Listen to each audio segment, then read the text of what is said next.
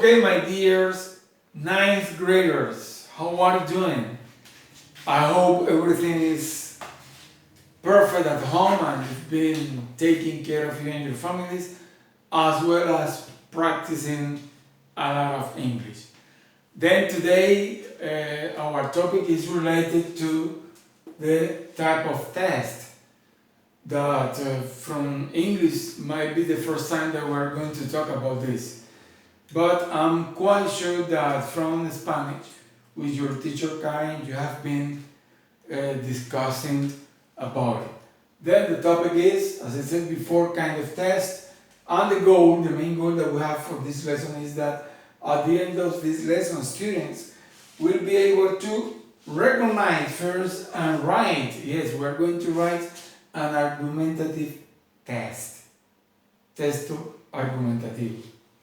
Okay, then before starting, let's analyze this kind of test or type of test, tipos de test.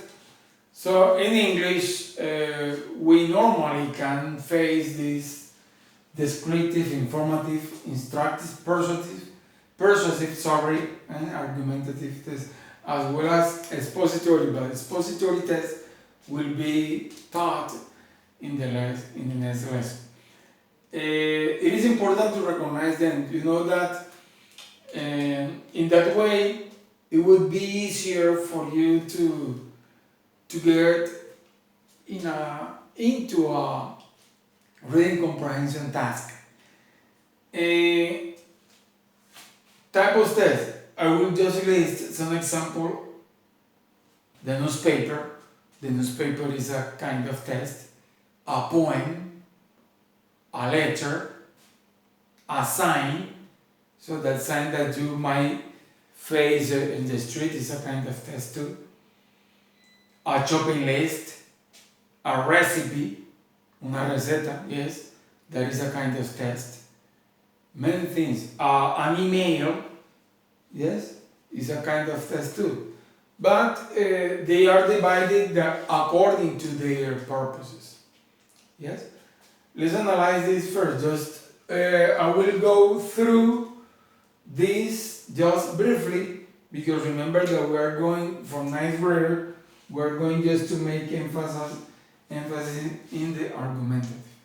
Then, a descriptive test tells you about something, about person, about situation. So the author, the one who is writing this kind of test, is just want you to imagine the situation.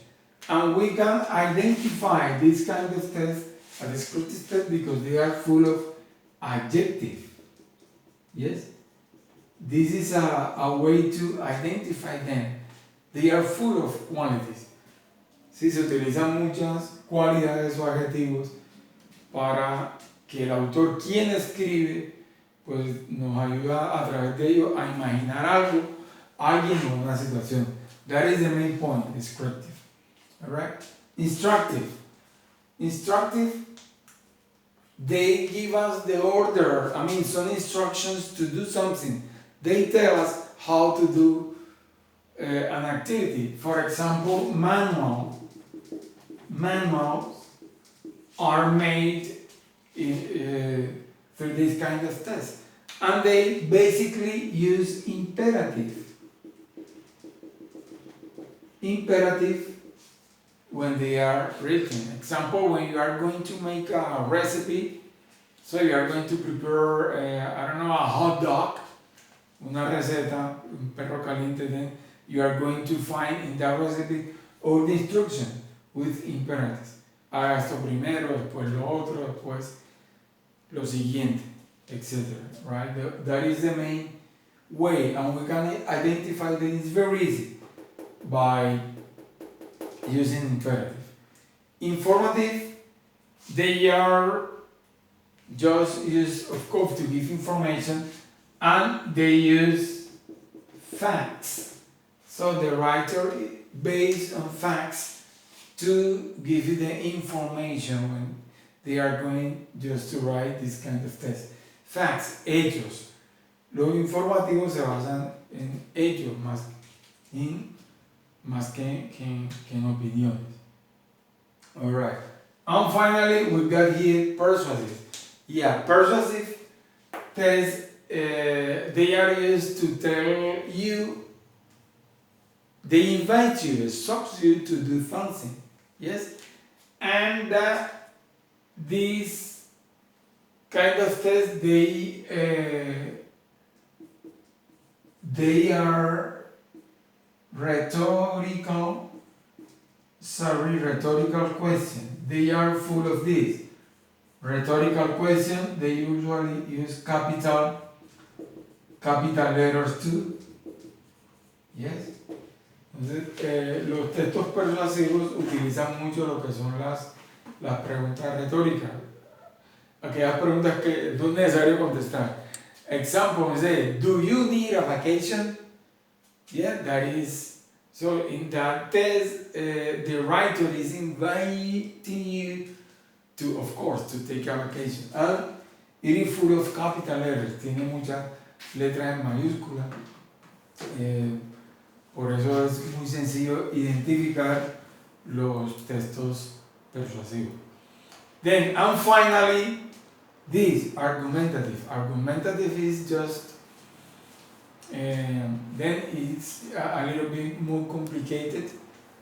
We use here, we write, the writer is just telling you about his or her opinion about something, in which they introduce the topic, they give some argument, I mean, they support the idea, and then after they gave some information about contrasting that information, and finally they go through a conclusion. So right now we are going to study, the parts. So how to write, how to recognize it, and how to write an argumentative test. Okay.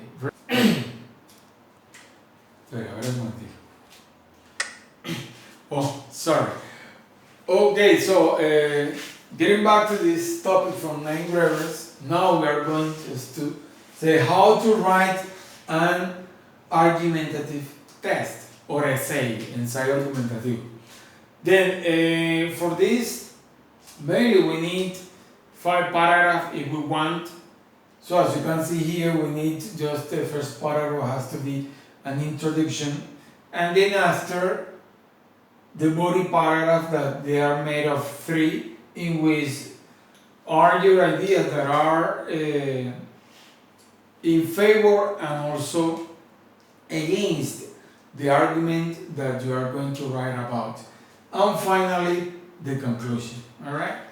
Then, just to begin with the introduction, here, in this part of the test, we introduce the first supporting reason. En esta parte se escribe la primera razón, pues que va, por decirlo así, a soportar o a apoyar esa idea que usted va a estar en contra o a favor.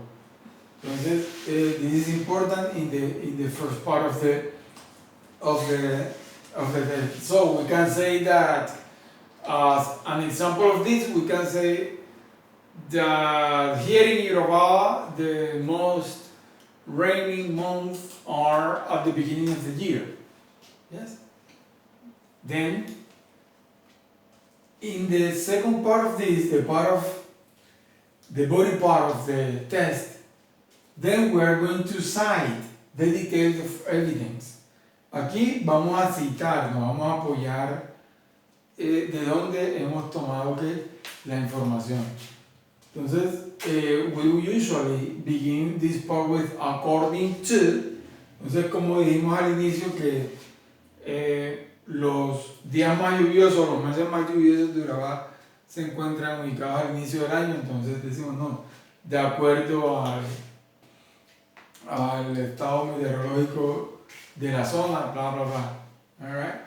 Yeah, we can do this. Then we have to cite. Yes, because that idea is not yours. You have to look to search for that information in order to get this. Then after, in the next paragraph, we explain why the detail is very important. So why that information that you get from the forest cats here in Europa is important. You have to give the detail, the reasons why. Acá hay que dar las razones por las cuales esta información que usted tomó, digamos, de un parte meteorológico acá en Urabá, es importante. Hay que dar detalles en esta partecita. Then after, we have to write a concluding sentence. Acá es para redondear, ¿sí? Para redondear esta idea, concluding sentence. Then after, or lastly, the conclusion. So avoid using in conclusion. No, don't do like that. Don't go that way because it's not. It is not something that is like a command or a demand. So in this part, you are going just to sum up your argument. Aquí se va a resumir el argumento, el contraargumento que usted utilizó pues para persuadir al lector. Yes, here we have to convince our readers. Yes, convencer a nuestros lectores en esta parte. And then do not add any new information. Acá no se debe agregar ninguna nueva información. Remember that here you are going to just to make a summary of the thing that you exposed or wrote before to support, to be forward or against an idea. Okay? Then, my friends, I hope that with these simple recommendations, you will be able to write your first argumentative test in English. Remember, practice your English every day. Take care of yourself and also about your family. Don't go out. God bless you. I love you so much. Hey, and practice your English every day. Goodbye. See you next time.